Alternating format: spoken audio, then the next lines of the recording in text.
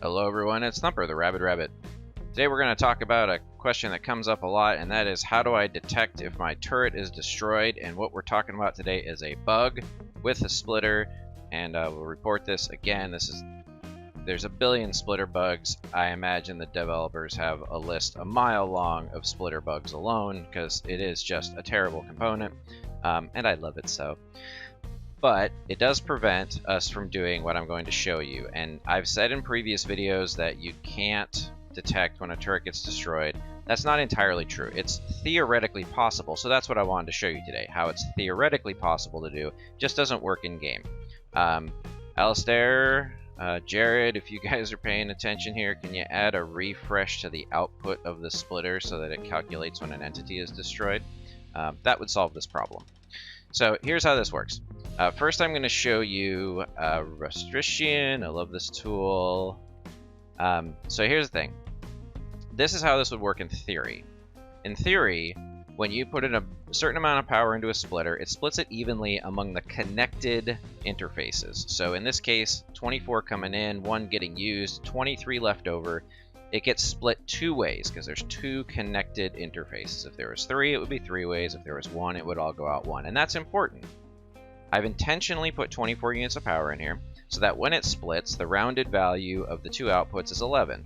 11 is what I use for turrets typically because I want to be able to use the outputs to signal, target acquired, or more importantly, no ammo. You could use 10. I'm using 11. Do whatever the hell you want. Here's the important part. When this is split evenly, the other 11 goes down to this branch, and branches always send their power out the branch output first, and then they send anything left over out the power output. So I have this configured for 10 because it uses 1 for itself. There's 10 left over, and I've told it, put all 10 out of this interface. I realize there's nothing connected there, and it doesn't really matter. There's 10 going to nowhere, but more importantly, there's 0 left over, so my smart alarm doesn't turn on. Now, you could use a transmitter to a pager, you could use an alarm, a siren, a light, whatever. I'm using the new smart alarm because that's probably the most convenient way to find out that your turret was destroyed. And in theory, what would happen is the turret gets destroyed, this wire gets disconnected, and now all of the power goes out the single output, which means there's more than just the 11, which means there's leftover power to trigger my smart alarm. Turret gets destroyed, smart alarm turns on. Makes sense, right? Here's the problem. There is a bug with the splitter. Let's switch back to game real quick here. Now, when I hook this up, this is the same configuration. 24 coming in. I've got this configured for 10. So right now, since it's the only thing connected, there's 12 left over. And you can see 12 power. You could set this to say, hey, your turret got destroyed, stupid, go do something. Now I take the other side, plug it into this turret, and you'll see it recalculates, and hello, beautiful, shoot me, baby. You see that now that it's split, there's only 11 going over here, 10 is going out the branch, 0 left over for the smart alarm, alarm is off, turret is on, all good, right? Well, when I come up and disconnect this, it recalculates, smart alarm comes on exactly like you'd expect. So what's the problem? Watch what happens when I kill the turret instead of disconnecting the turret gracefully.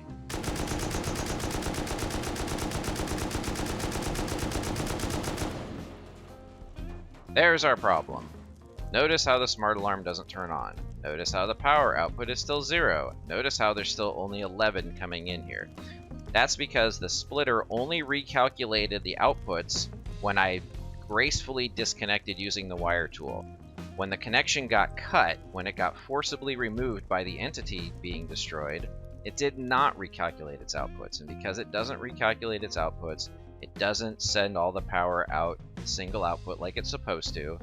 And so my smart alarm does not turn on. There's the bug. So Alistair, if you're still watching, buddy, I don't know how shitty the code is on the splitter, and if it's impossible to put like a, once every 100 ticks or 1,000 ticks or whatever, check your outputs and recalculate accordingly. I don't know what the overhead would look like for that. But because it is not calculating on the destroyed entity or connected entity event, it's only just, recalculating on my wire tool manual connect disconnect event. This doesn't work. And I would love for this to work.